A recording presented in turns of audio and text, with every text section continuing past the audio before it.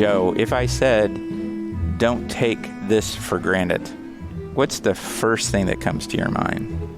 RESPECT, I do. I have respect for people who champion causes, righteous causes, especially the right to vote. I can dig it. Oh, I can dig that. This is the Can You Dig It podcast. We crawl into the crypts, gardens, and forgotten cemeteries. Join Dan Fuller, your resident cemetery chronicler, and Joe Shields, the plot-loving development exec, as we unearth the dark secrets of St. Louis and Bellefontaine Cemetery and beyond. From garden geeks to history buffs with a taste for the macabre, as well as fans of iconography, this is your podcast. We love diving deep into the shadows of history. Let's dig in.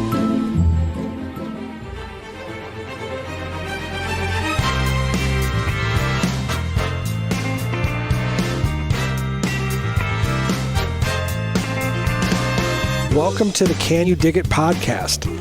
It is my distinct pleasure to partner with Bellefontaine Cemetery and Arboretum Cemetery Chronicler Dan Fuller today. And right across the table from me is our development officer, Joe Shields, who keeps all of these podcasts fresh and enlightening. Well, I don't know about that. You couldn't have teed up my comment anymore if you tried. So on a previous podcast, we were talking about Latin. Oh. And I was going to throw out the idea that maybe we should do one of these episodes purely in Latin. Yeah, I'll pass on that one. You're going to pass on it? Okay. So anyway. So from a respect standpoint, I definitely have to respect where we are today. And I have to say that Four Hands here in St. Louis did us a very big favor by allowing us to occupy their upper floor today with this podcast that we're doing on respect and expecting people to be all treated the same. Four Hands is an amazing organization, and we're at their South 8th Street location in the city, with recent locations opened in Chesterfield and Kirkwood. I bet you visited all of those. Oh, I have. Okay. So today's subject, it's one of these subjects that I can't believe we even have to talk about. It deals with the 19th Amendment to the United States. The right of citizens of the United States to vote shall not be denied or abridged by the United States or by any state on account of sex. Congress shall have the power to enforce this article by appropriate legislation. I can't believe we even had to enact that. And what's really difficult to explain to folks is this was a 3-generation struggle for women to receive the right to vote, which will basically begin with the end of the Civil War, and as you just said, culminate with the 19th Amendment passed in 1919 and ratified in 1920. You know, the Constitution gives little control prior to the 19th Amendment over voting. It just basically tells you times, places, and none whatsoever of definitively who gets to vote. And, you know, this is one area why we want a lot of ambiguity in this area, of course. I say that tongue in cheek. And we're bringing it up here at Bellefontaine Cemetery and Arboretum because we have a history of suffragists kind of second to none. And it begins really with a woman named Virginia Minor, who, from what will be the 13th and 14th Amendments, will see an opportunity to sue for the right to vote as a woman. But after going through the judicial process all the way up to the Supreme Court, she was denied what she wished to have. And it will take those 3 generations to complete that task, and a task that will not happen in her lifetime.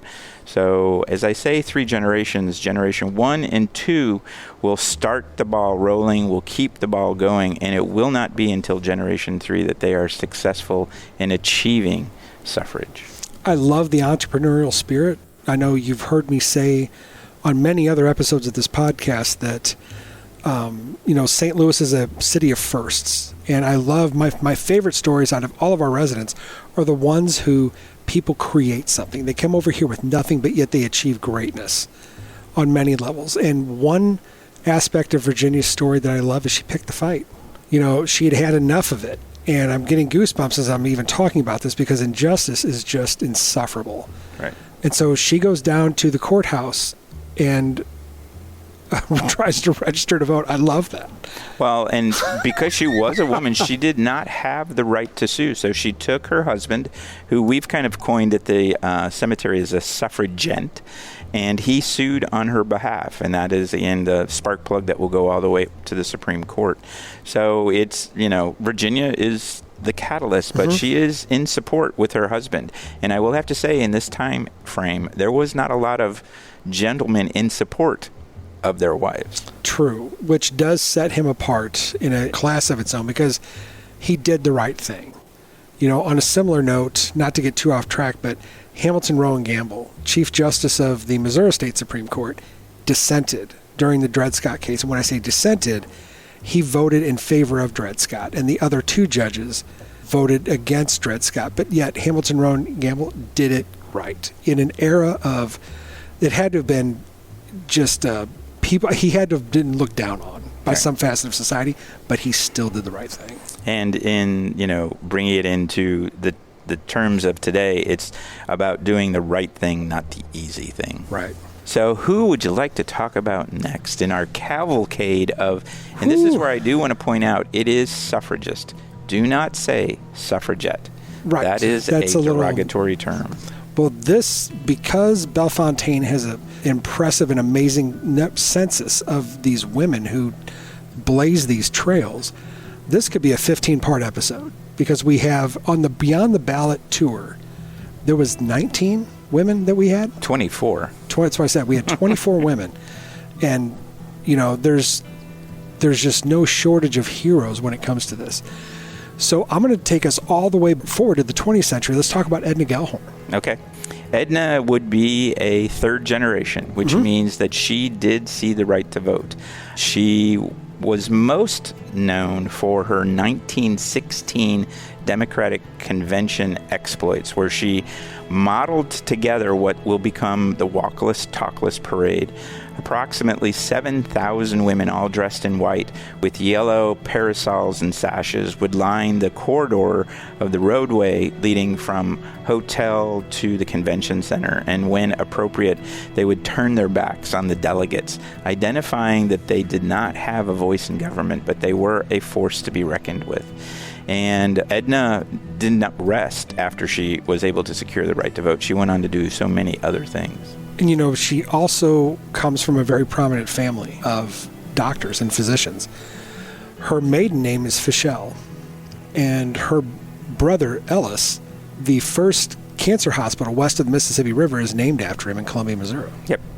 But, back to kind of our main thrust here is the fact that she didn't stay at home. She could have had a very easy life. She could have, that's why I brought that up. She could have done whatever she wanted to, but she was out in the street. She was making a change happen. She's got an impact on her daughter as well. And I like to bring up Martha only from the standpoint that she is one of two mother-in-laws to our little friend Ernest Hemingway. And Martha Gellhorn, who is Edna's daughter, was the first non-military female with her feet on the shores of Normandy after the D-Day invasion. So talk about somebody being right out there in front. Again, trailblazing a cause or an industry, if you will. Dan, didn't she sneak on to a ship? Yes. To be able to craft. Land on a landing craft. I mean, they couldn't keep up with her. She was supposed to stay on the ship, and she got on one of the amphibious landers. Well, who's somebody that you want to highlight? Because there's so many. Well, so you moved forward. I'm going to move completely back, and I have to talk about Anna Clapp. And Anna Clapp was the one and only president of the Ladies Union Aid Society, which was that organization that existed during the Civil War. But interestingly enough, many of those that took place in that also will then give rise to the suffrage movement. And so many of those women with the Ladies Union Aid Society would morph over into that. And Anna is an example of somebody who would not see the right to vote. The right to vote comes in basically 1919, and she died a good decade before that. Yeah. So I do want to bring up the tenacity of Anna before we pass it to another person, because I said to you that she was part of the Union Aid Society. So she was in St. Louis when there was a very secessionist force in and around, and she had some secessionist neighbors who tried to seize her Union flag in April of 1861 at the beginning of the Civil War. And she stopped them immediately by declaring, "You can only reach that flag over my dead body." I love that spirit.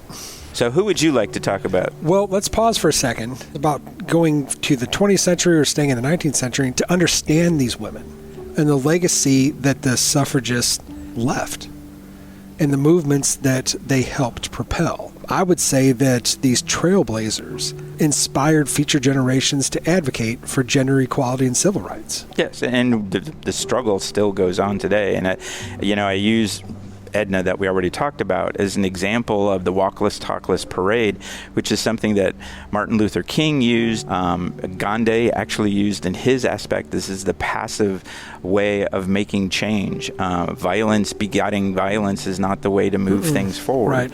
Right. And so there's this basically point in time where we have to settle down and say, this is our end goal, and this is what we're going to do, and we're going to keep pushing for, but we're not going to meet violence with violence. Never. Grassroots organizing.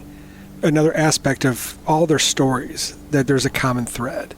They saw injustice, and it was one of the beginnings of grassroots organizing and activism as a tool for social change, which I know you just touched on. Right. So somebody that we'll broach, but then we'll kind of finish after our break is Rebecca Hazard. Rebecca Hazard is another one of those first-generation suffragists because she did not get to see the right to vote. No. But she used a new and upcoming platform to get her message across. Do you know what that was? You know what? I don't, but after the break, I know we're going to dig right into that. Cool. I can dig it. I can dig it better than you can dig it.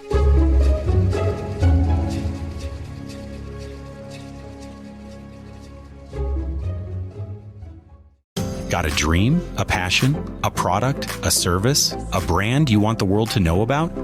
In a world of noise, you need a way to cut through. And today, the most powerful voices aren't the loudest. They're the most specific. Niche podcasts are exploding, building loyal, engaged communities around every topic imaginable. Listeners aren't just tuning in. They're connecting, trusting, and buying. You don't have to be a tech wizard or a radio pro to make it happen. We get it. Your expertise is your passion, not production. That's where we come in. At Trevian Entertainment Group, we handle the heavy lifting. From recording and editing to getting your show on all the major platforms, we provide a turnkey solution. We're the award-winning producers behind some of the world's most successful niche podcasts. We'll help you craft a show that sounds polished, professional, and powerful. This isn't just about starting a podcast. It's about building an authority, creating a community, and turning your dream into a thriving business. Don't let your voice stay silent. Go to TrevianStudios.com, TREVIAN.com, and start your podcasting journey today.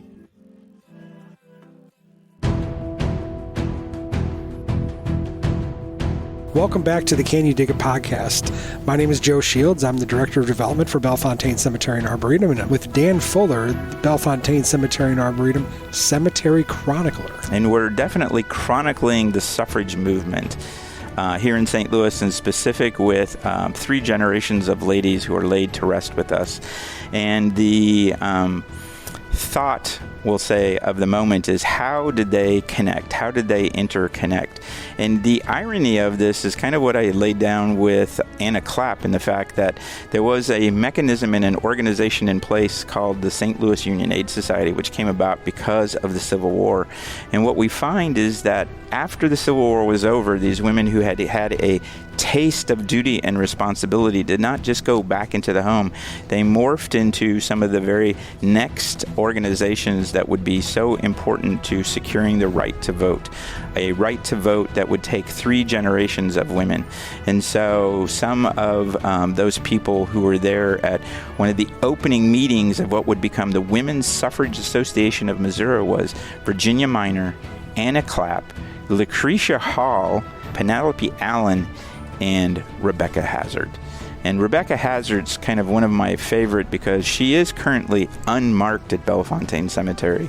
And she is one of what I put into the top 3 individuals. And she used a new medium at that time to get her point across. And that new medium was music. And she came up with Give the Vote to the Mothers. Bring the good old bugle boys, we'll sing another song. Sing it with a spirit that shall start the cause along. Sing it as we ought to sing it, cheerily and strong. Give the ballot to the mothers. Hurrah, hurrah, we bring the jubilee. Hurrah, hurrah, the homes they shall be free. So we'll sing the chorus from the mountains to the sea, giving the ballot to the mothers. Just imagine that rallying cry. And if that music sounds familiar, that's because that is a music chord that would have been played during the Civil War. But now it's got new words. It's not talking about keeping the Union together. It's about moving women forward and giving the mothers the right to vote. It's not an easy battle. It will take vote after vote, state after state to secure that right to vote. You know, it's these conversations these women had, and it's songs like you just heard that create a framework for ongoing discussions for women's roles in society and politics, and to break these quote-unquote normals. It's society getting together to talk.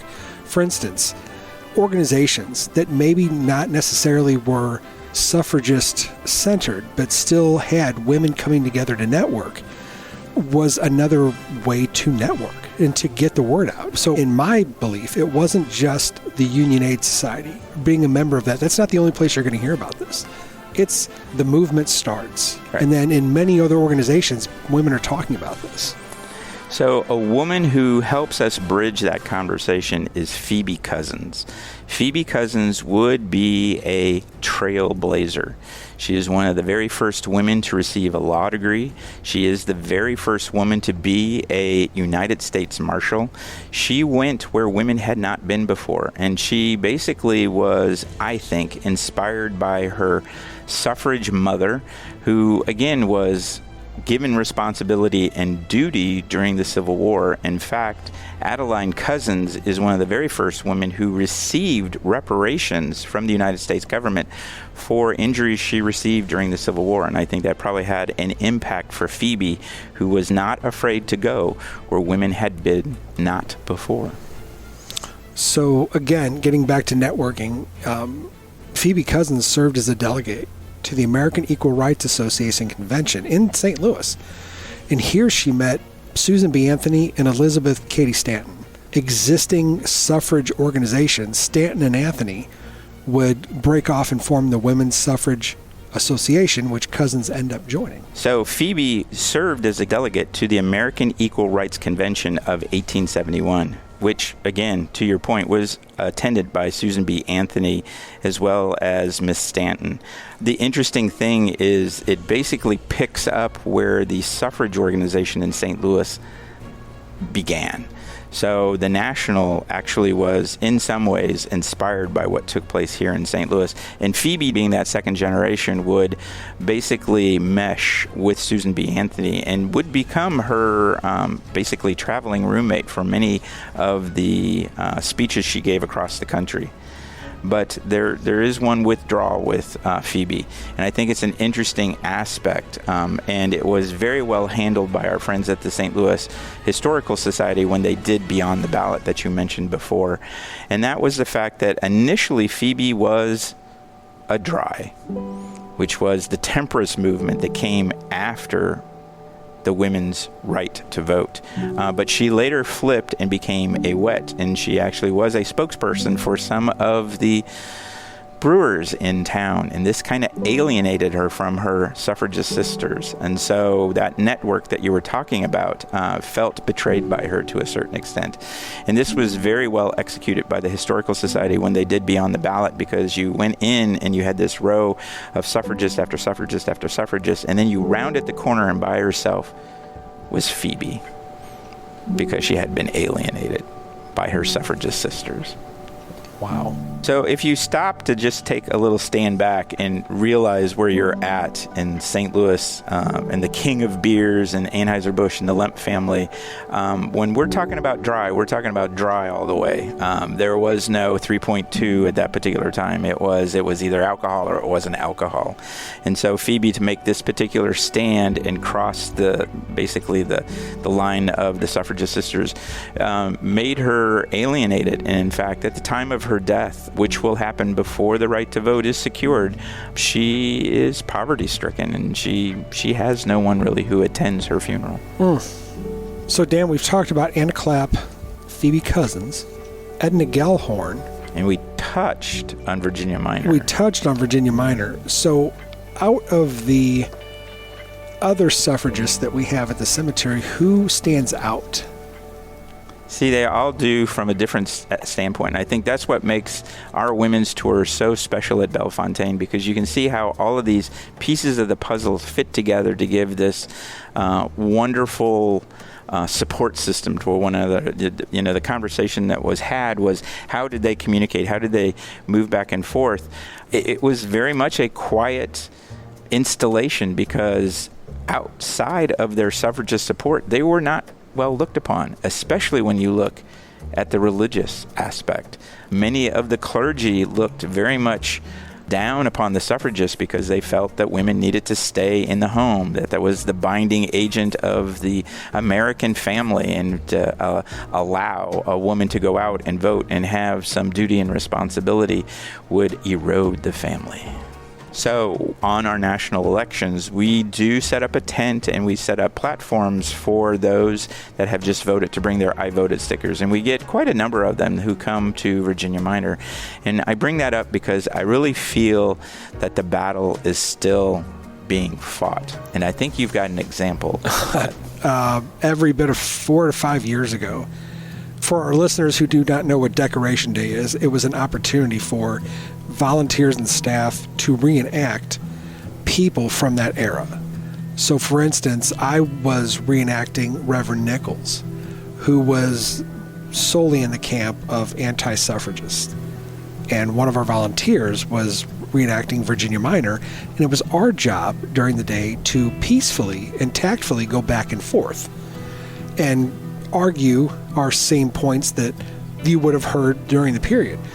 There was a young teenage girl there with her mom, and I was quoting Reverend Nichols exactly how he would have been speaking in that era. Well, he was misquoting scripture, which it took me all of about 0.5 seconds to realize this when I was preparing, but this is what Reverend Nichols did. So I'm looking at this young lady who's looking at me, and I swear to you, I saw her pupils flash. And I had to stop because I think I was about ready to get karate chopped. I stopped and I'm like, ma'am, I'm a Christian. I know that this is out of context, and everybody had a good laugh about it.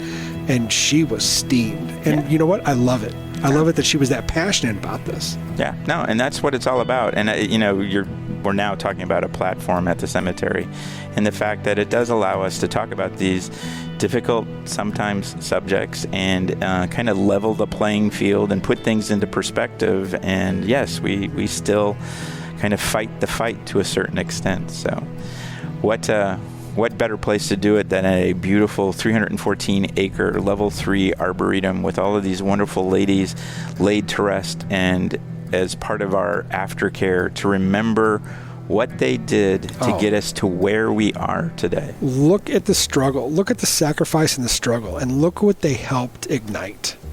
It went coast to coast in I think, a relatively short time, given the period and the severity of what the subject was, and especially the interference that they experienced. One of the things that has been brought up a couple of times now is, how did things get communicated? And we're going to go back to the visual aspect of it. And there was, at every suffragist gathering, a tableau that was put together. And what that tableau would do is you would have women dressed in different colors. And if the state they were representing with a sash had passed suffrage, they were dressed in white. And if you had a state that did not pass it, they were dressed in black. And those states that had not decided yet were dressed in gray. And so imagine this tableau with these ladies standing on steps. And so you could very easily see where the movement was. Is there more black than white? How much gray is left? Is there enough gray to tip the balance?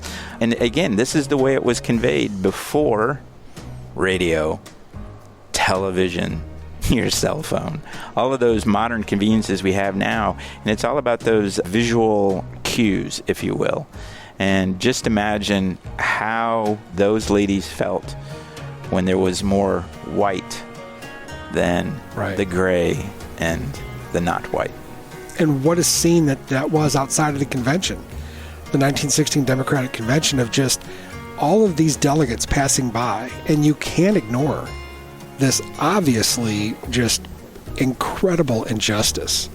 I love their spirit. I love what they accomplished, and it is up to us as, stewards of their legacy to tell their stories correct, and make sure that the future generations do not forget how they got here. Right. That was a battle. It was fought. It was won. But we have to keep pushing. I can dig it. I can dig that all day long. All day long. So if you'd like to really respect these ladies and show your gratitude for what they did, I do invite you to come to Bellefontaine Cemetery and Arboretum on our next national election. And we'll be there with a tent and a platform for you to leave your I voted sticker and maybe a word or two of encouragement for Virginia and Edna and all of the ladies of the suffragist movement. 4947 West Florissant Avenue. Come experience, of course, the beauty of the grounds, but just go to these women's lots and just be in awe of what they sacrificed for their future generations. And look where we're at. For all those that came after. I actually think they'll dig it if you do that. I know they do. Thanks for listening to the podcast. Also, please share this episode with your family and friends if you got value from the episode as well as the podcast. You can do it right from the platform you are listening on. Plus, take a screenshot and tag us and tag yourself. We are at Podcast Can You Dig It on Instagram. The Can You Dig It podcast is produced by Peace Off Productions and the Trevian Entertainment Group.